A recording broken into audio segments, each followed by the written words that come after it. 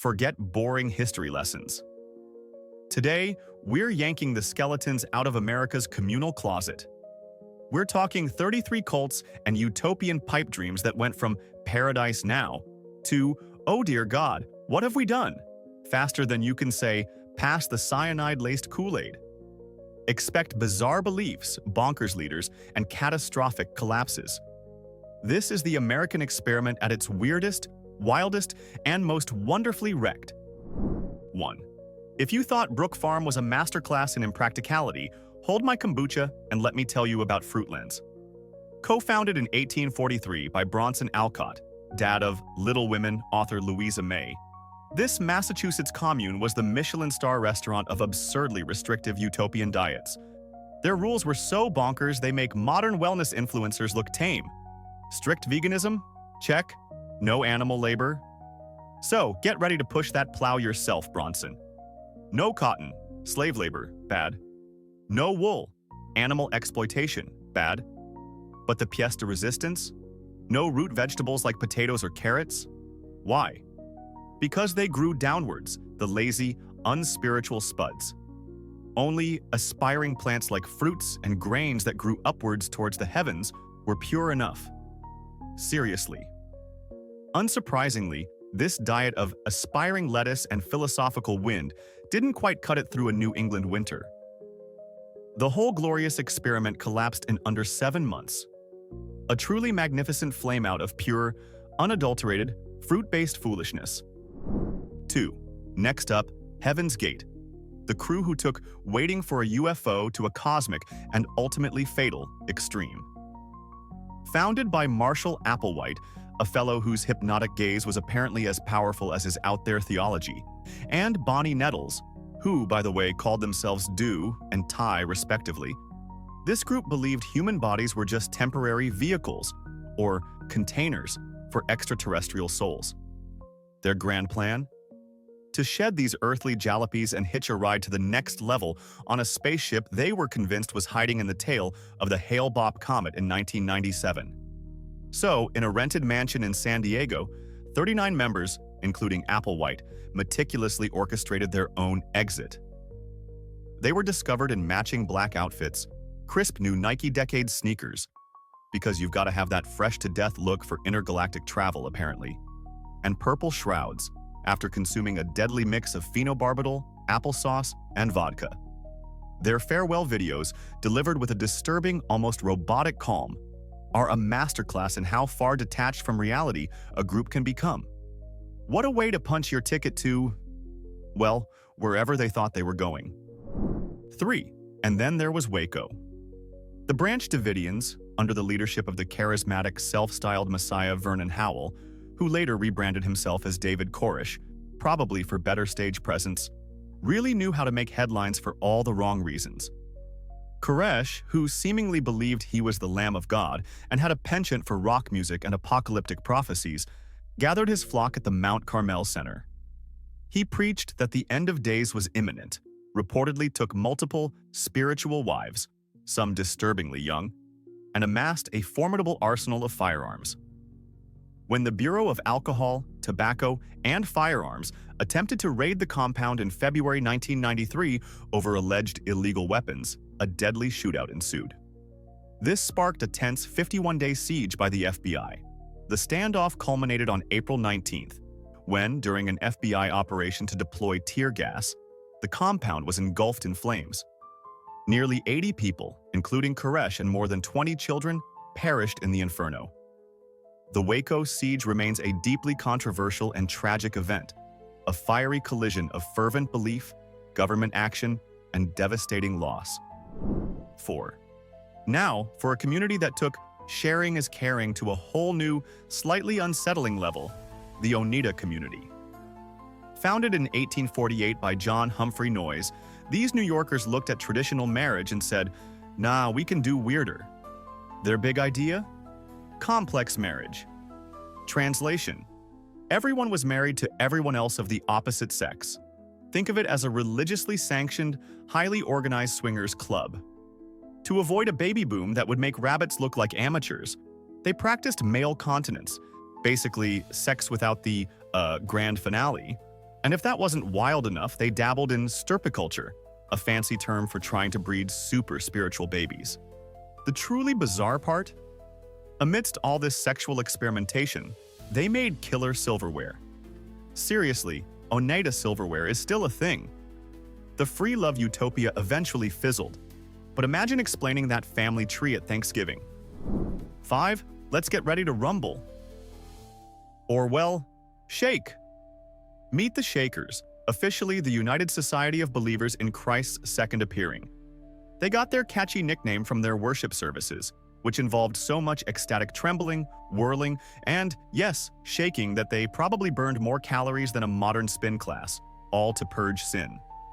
Founded by Mother Ann Lee, who sailed over from England in 1774 like a spiritual Beyoncé, these folks were all about celibacy, communal living, and gender equality. Way ahead of their time on that last one. Downside of everyone being celibate? Not exactly a recipe for generational growth, unless you're really good at recruiting or adopting. While their numbers dwindled, their obsession with simplicity and perfection led to some seriously iconic furniture and farming innovations. Their failure was a slow fade-out, but their strangeness was a delightful mix of spiritual jazzercise and brilliant craftsmanship. 6. Picture this. A gaggle of America's brainiest 19th-century intellectuals decide to start a farm. What could go wrong? Everything. Welcome to Brook Farm, Massachusetts, 1841. Founded by George Ripley, this transcendentalist utopia attracted literary heavyweights like Nathaniel Hawthorne. The dream was to blend sweaty manual labor with deep philosophical chin-stroking for a perfectly balanced life. The reality? These eggheads were about as good at farming as a fish is at riding a bicycle. They could wax poetic about the dignity of labor, but probably couldn't tell a hoe from a hole in the ground. Predictably, financial doom, endless bickering, and a catastrophic fire that torched their main building sent this high-minded commune belly up in just a few years. It's a timeless lesson. Just because you can write a profound essay doesn't mean you can grow a potato. Absolutely epic fail. 7. Before the Brook Farm brainiacs face-planted in the mud, Robert Owen, a Welsh socialist with pockets deeper than his utopian dreams, tried his hand at New Harmony, Indiana in 1825. He bought an existing town and declared it a future paradise of cooperation, science, and education, where social classes and private property would be relics of the past. Sounds groovy, right? He managed to attract scientists and educators, but also a heaping helping of what history politely calls idlers, adventurers, and eccentrics. Basically, folks who were really good at the utopia part and less keen on the work part. Despite launching America's first free public school and library, kudos for that, the whole thing imploded within 2 years due to rampant infighting and the inconvenient truth that utopia doesn't pay the bills. Owen lost a fortune, proving that even with the best intentions, getting humans to play nice is like herding cats. On acid. 8.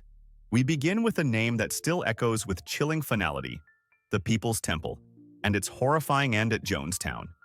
Jim Jones, a man who started off in Indiana preaching racial equality and social justice, noble enough on paper, was a master of manipulation.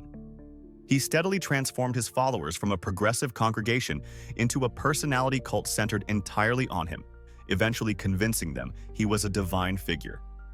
He then led nearly 1,000 people to the jungles of Guyana, promising a socialist utopia. What they found was an isolated agricultural project, Jonestown, increasingly governed by Jones's paranoia and control. In November 1978, after U.S. Congressman Leo Ryan arrived to investigate widespread claims of abuse and was murdered on Jones's orders at a nearby airstrip, the situation reached its horrific climax. Over 900 people, a third of them children, died in a mass murder, ingesting cyanide-laced drink. It stands as a catastrophic testament to the terrifying power of manipulative leaders and the vulnerability of those who follow, a stark reminder of how utopian dreams can become the deadliest nightmares. 9. Next up, the Koreshan Unity, because apparently, just living on Earth wasn't weird enough for some folks. Cyrus Teed, after a jolt of what he called illumination, maybe he stuck a fork in a socket, who knows, decided he was the new Messiah, creatively naming himself Koresh. His groundbreaking, earth-shattering, or rather, earth-inverting theory? We're all living inside a hollow freaking earth. The sun, moon, stars, your annoying neighbor's yappy dog, all tucked neatly within this cosmic snow globe. He proved this with some very serious-looking experiments involving long sticks on beaches, which, if you squinted and believed really hard, totally made sense. His celibate followers in Estero, Florida, dutifully awaited, well, something. When Teed finally kicked the bucket, they kept him on ice, fully expecting a divine comeback tour.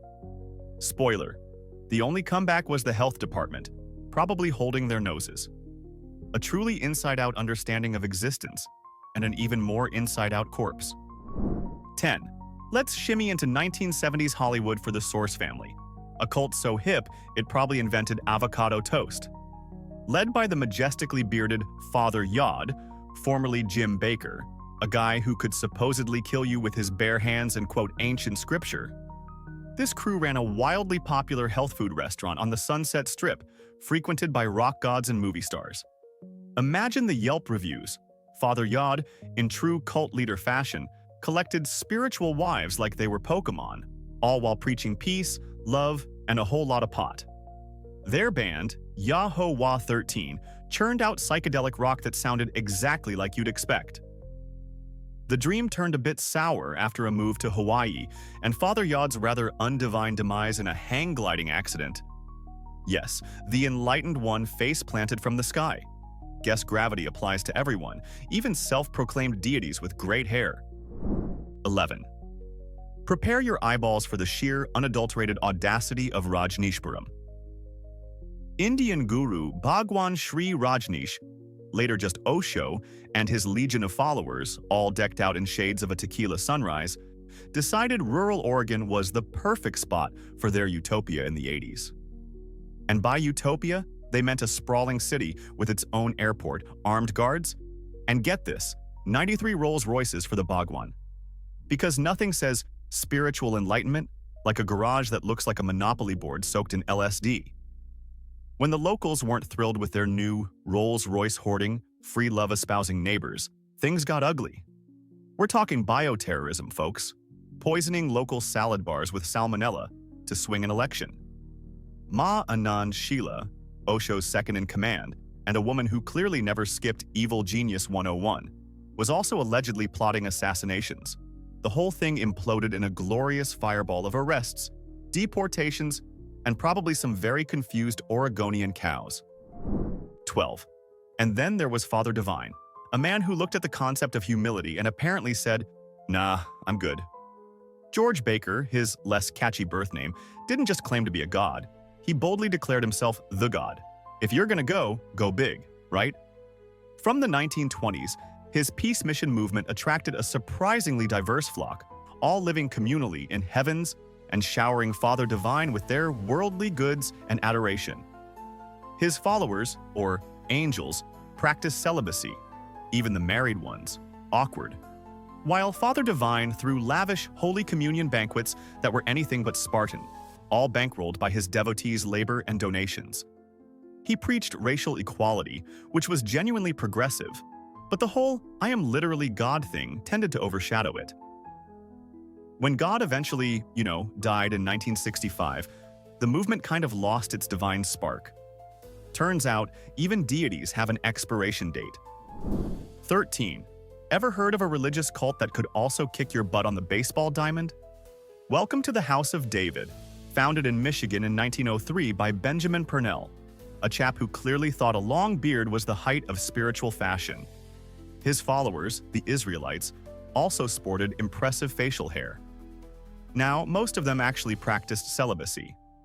Purnell himself, on the other hand, had a, let's say, famously flexible interpretation of that rule, especially when young female followers were involved, which, no surprise, led to major scandals. And yet, despite all that, they also ran a surprisingly popular traveling baseball team. These bearded wonders barnstormed the country, playing serious ball and looking like a Zuzzy top cover band that got lost on the way to a gig. They also ran amusement parks. But, As is often the case with charismatic leaders who preach celibacy for thee but not for me, Purnell's extracurricular activities caught up with him. Scandals ensued, the cult fractured, but the legend of the baseball-playing bearded Israelites lives on. Play ball and pass the communion wine. 14. Synanon, a name that started as a beacon of hope for drug addicts and ended as a synonym for holy crap. That cult got terrifyingly violent. Founded in 1958 by Charles Dederick, its signature Synanon game was basically a verbal cage match where people screamed abuse at each other as therapy. For a while it seemed to work. Then Dederick, like so many leaders with a taste of power, went full megalomaniac. Synanon transformed into a full-blown cult where members shaved their heads, were forced into vasectomies or abortions, and had to turn over all their cash. They even formed their own creepy Imperial Marines. And for the grand finale of their descent into madness, they once tried to murder an attorney by putting a rattlesnake in his mailbox. A rattlesnake. Because when reasoned debate fails, venomous reptiles are always plan B, apparently. Good intentions, meet a one-way ticket to Crazy Town, population, rattlesnake. 15. Dim the lights and cue the theremin, because we're entering the Unarius Academy of Science. Founded in California in the 1950s by Ernest and Ruth Norman, Ruth later adopted the much snappier moniker Archangel Uriel. Unarius is your one-stop shop for UFOs, past lives on Venus, and fashion choices that make Ziggy Stardust look understated. These folks believe they're channeling space brothers from advanced planets and preparing us all for a future mass landing of benevolent aliens who are probably just coming for the amazing public access TV shows. Their conclaves and films featuring members in incredibly elaborate, sparkly, homemade costumes reenacting their past lives as Martian princesses or doomed Atlantean scientists are pure, unadulterated outsider art gold. Are they a failed utopia? Not really, they're still out there, shining their interdimensional light. But strange. Oh, honey, they're the undisputed champions of gloriously strange. Beam me up, Uriel! 16. Let's hop in the Wayback Machine to the late 1690s and visit the Woman in the Wilderness, a group of German mystics who set up camp near Philadelphia to await the end of the world. Led by Johannes Kelpius, these guys were basically the 17th century's most intense boy band, all male, celibate, highly educated, and obsessed with alchemy and the Book of Revelation. They built a communal house with a telescope on top, presumably to get a good view of the apocalypse, which they confidently predicted for 1694. When 1694 rolled by without so much as a minor brimstone shower, Kelpius, like any good project manager facing a missed deadline, just pushed the date back. He died still waiting, poor chap.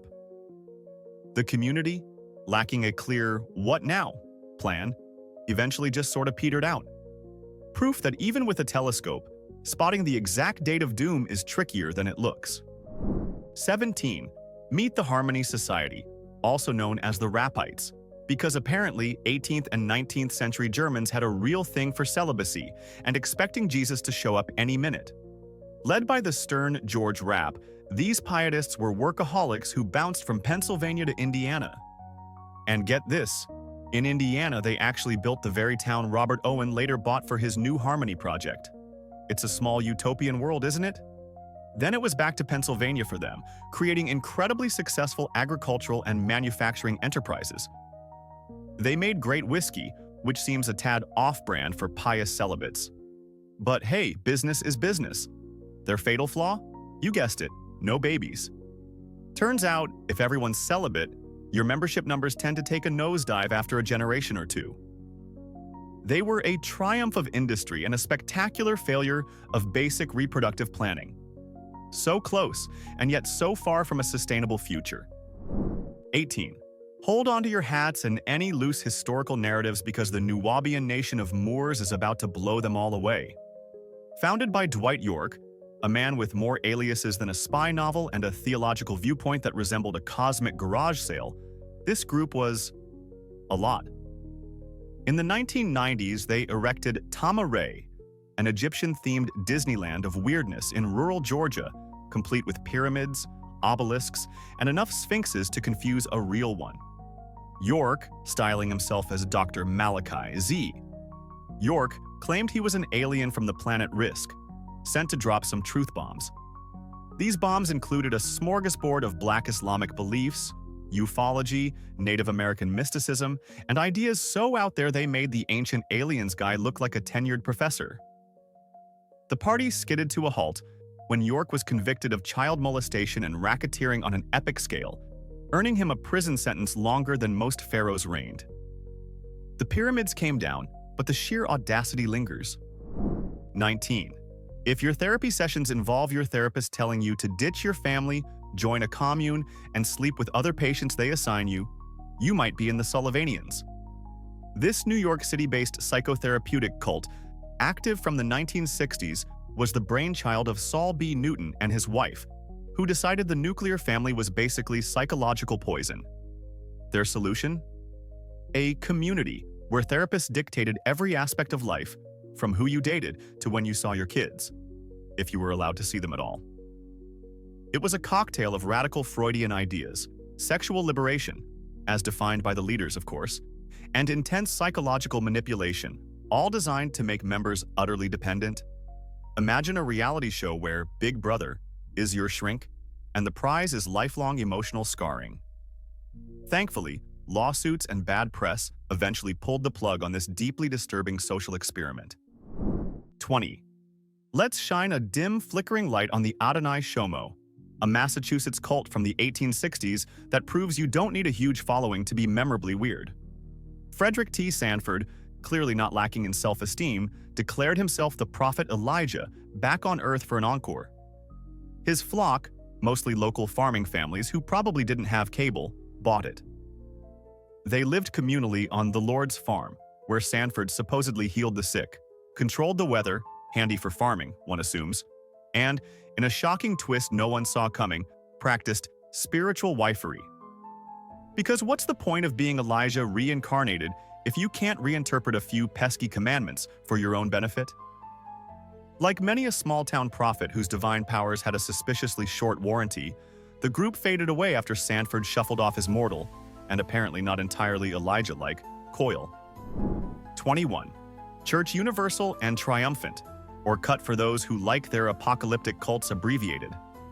Led by the impeccably named Elizabeth Clare Prophet, who took over from her husband, Mark, this New Age group really thought the world was going to end in a nuclear fireball in the late 1980s.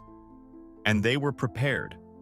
Prophet, channeling ascended masters like Saint-Germain, who was apparently also moonlighting from his regular theosophical duties, guided her followers to build a massive complex of bomb shelters near Yellowstone.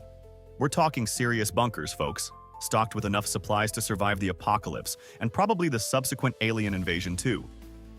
Thousands flocked to Montana, dug in, and waited. And waited. When the nukes failed to fly and the world stubbornly refused to end, a fair bit of awkwardness and disillusionment ensued. Cut still exists, but their doomsday prepping budget has probably been cut. 22. Llano del Rio colony, a socialist dream built on the sun-baked, water-starved soil of California's Mojave Desert. In 1914, Job Harriman, a lawyer with a heart full of socialist ideals and apparently a terrible sense of geography, decided this was the perfect spot for a cooperative commonwealth. For a hot minute, it almost worked. They built a hotel, a cannery, and even had their own currency. Thousands of hopefuls flocked to this desert oasis of equality. The catch? Well, apart from the socialists constantly arguing, some things never change, there was the tiny issue of not having enough water. In a desert? Shocking, I know. By 1918, the dream had dried up faster than a puddle in July, proving that even the noblest intentions can be defeated by a really bad real estate decision. 23. Welcome to the Fountain Grove community, where spiritual enlightenment came with a robust portfolio of award-winning wines. Thomas Lake Harris, a 19th-century spiritualist poet and a man who clearly knew how to monetize mysticism, set up this Californian utopia. He preached about celibate spiritual unions, a concept he, naturally, applied with great flexibility to himself, and claimed to chat with angels, His real genius, however, was attracting rich followers who funded his Brotherhood of the New Life, which conveniently included a thriving winery in Sonoma County. So, while contemplating the divine, one could also contemplate a nice Cabernet. Harris's autocratic style and some eyebrow-raising financial and sexual shenanigans eventually led to the community's decline. But the vineyards, they kept on producing. Proof that sometimes the spirit is willing, but the flesh prefers a good vintage. 24. Yahweh, Ben Yahweh and his Nation of Yahweh. This Miami-based group from the late 70s wasn't just a cult. It was a full-blown crime syndicate with a messiah complex. Hulan Mitchell Jr., who modestly renamed himself God, Son of God, preached that black people were the true Israelites and white folks were devils. While putting on a public face of community uplift, Yahweh Ben Yahweh allegedly ran his organization like a gangster, complete with death angels who were ordered to murder dissenting ex-members and random white people to prove their loyalty by bringing back body parts, no less. Extortion, arson, and a reign of terror were all part of the divine plan, apparently. The FBI eventually caught up with him, and God, Son of God, found himself convicted of conspiracy to commit murder. A truly terrifying example of faith twisted into a justification for pure, unadulterated evil. 25. Let's mellow out a bit with the Love family, Seattle's own homegrown hippie commune from the late 60s. Led by Paul Erdman, who ditched his boring old name for the far more marketable Love Israel, this group all adopted the surname Israel and set about living a life of peace, love, and communal everything. They were famous for their rainbow attire, their abundance of children, because free love, man, and their unique approach to grocery shopping, dumpster diving, which they poetically referred to as gathering God's abundance. For a while, they were a beloved, if slightly fragrant fixture of the Seattle counterculture.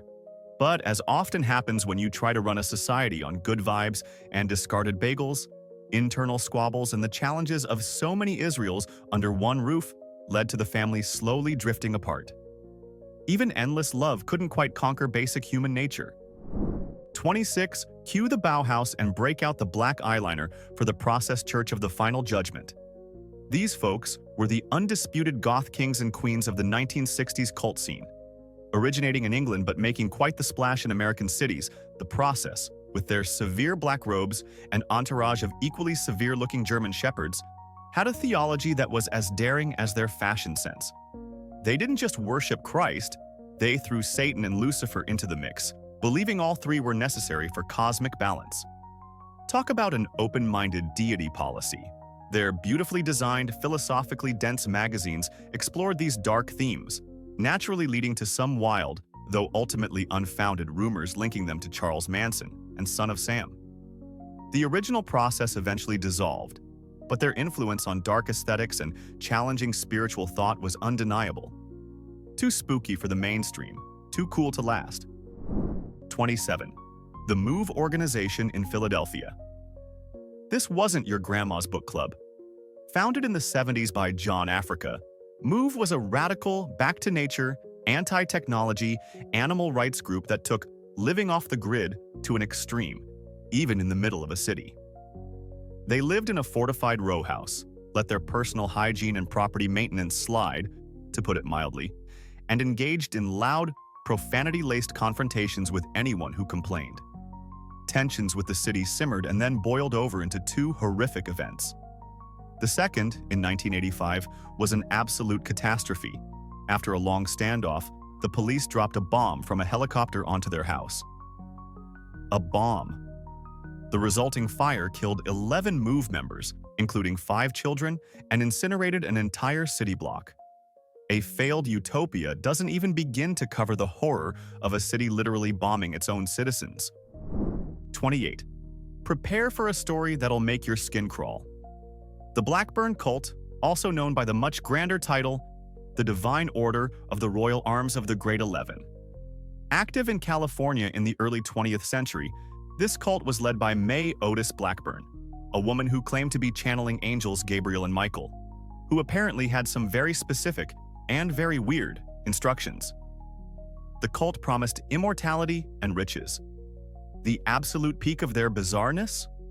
When a follower named Willa Rhodes died, Blackburn convinced Rhodes' daughter that Mommy Dearest would be resurrected if her body was lovingly preserved with spices and regularly fed milk and crackers through a tube. They kept this mummified corpse in a homemade shrine for years. Other followers also conveniently died, leaving their fortunes to Blackburn. The whole ghoulish operation fell apart when someone finally stumbled upon the fed mummy. Talk about a cult with serious mommy issues and zero respect for the recently deceased. 29. Fountain of the World, where the wisdom, knowledge, faith, and love apparently came with a side of explosive retribution. Founded in California by Krishna Venta, whose real name was Francis Penkovich. A guy, by the way, with a rap sheet longer than his supposedly divine beard, who claimed he was Christ. But not just any Christ, mind you. He was Christ from the planet Neophrates, here to save us all. His robed followers set up camp in Box Canyon in the late 40s and 50s, even helping fight local wildfires, which earned them some brownie points. However, Venta's past as a con artist and rumors of him blessing female followers a little too intimately started to circulate. The utopian dream came to a very loud and messy end in 1958 when two ex-followers, furious over alleged financial abuse and romantic betrayal, decided to settle the score with a stash of dynamite. Venta and several others were killed in the resulting explosion. Guess that love thy neighbor thing had its limits. 30. Next stop, Holy City, California. A place that was about as holy as a $3 bill and twice as weird. Founded in the Santa Cruz Mountains in the 1920s by William E. Riker, a gentleman who modestly called himself the Comforter and the wisest man in the world. His wisdom, it turned out, mostly consisted of virulent white supremacism and a knack for fleecing his followers. Holy City was a bizarre roadside attraction painted with odd slogans, featuring a peep show, because nothing says piety like a peep show, and a radio station broadcasting Riker's bigoted rants. He promised his followers salvation and cash, but mainly just took their cash. After Riker croaked, Holy City slowly decayed into a creepy ghost town, a monument to one man's ego and America's apparently endless tolerance for charismatic crackpots. Not so much a utopia as a nopetopia. 31. Let's journey back to the 1830s and the Kingdom of Matthias. Robert Matthews, a fellow with a beard that could rival any Old Testament prophet, declared himself Matthias the prophet and the spirit of truth. His truth involved a hodgepodge of biblical law, his own divine revelations, and a ban on everything from booze to shaving, which, considering his own impressive facial foliage, seemed just a tad hypocritical. He gathered a small but devoted and often wealthy following. Life in Matthias's kingdom meant strict rules, communal living, and, wouldn't you know it, the prophet taking spiritual wives. Financial shenanigans, accusations of adultery, and even the suspicious death of a rich patron followed. Matthias was eventually tried for murder, got off, but nailed for assaulting his own daughter. His kingdom, built on bluster and bad behavior, promptly crumbled. Another prophet more interested in earthly delights than heavenly duties. 32. And now for something a little more artistically inclined, if equally strange. The Ephrata Cloister in 18th century Pennsylvania. This was a German Protestant communal society founded by Conrad Beissel, a mystic who believed in extreme asceticism. We're talking celibacy, a mostly vegetarian diet, and sleeping on wooden benches with wooden blocks for pillows because comfort was clearly a sin. Imagine the back problems. Despite, or perhaps because of, their Spartan lifestyle, they were incredibly creative, producing hauntingly beautiful choral music and stunning calligraphy known as fracture. They were known for their piety and hard work, but, like so many other groups who decided procreation was overrated, their numbers eventually dwindled. A fascinating experiment in devotion that produced incredible art but ultimately couldn't outlast its own no hanky-panky policy. 33. Last but certainly not least, the farm in Tennessee. Picture this. 1971, Stephen Gaskin, a charismatic San Francisco spiritual teacher, leads a caravan of 60 school buses packed with 300 hippies to rural Tennessee to start a massive commune. For a while, it was the Woodstock dream come true. Communal living, vegetarianism, shared resources, spiritual teachings, and a whole lot of natural childbirth. In fact, Stephen's wife, Ina Mae Gaskin, became a true godmother of the midwifery movement right there on the farm. They aimed for total self-sufficiency. But as the farm grew to over 1,000 people, the cracks in the purely communal, everything is shared model started to show. By the 1980s, facing financial ruin, they had the changeover, introducing more individual financial responsibility.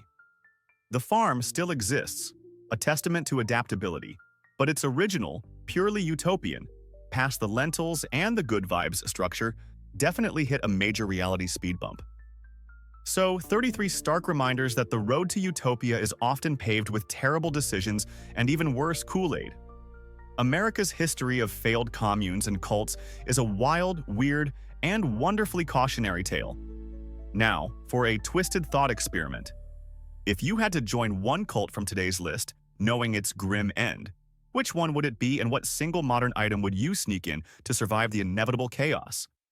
Drop your bizarre survival plans in the comments. Let's see your genius. Love this dive into disastrous dreams? Decimate that like button, subscribe for more historical oddities, and share the madness.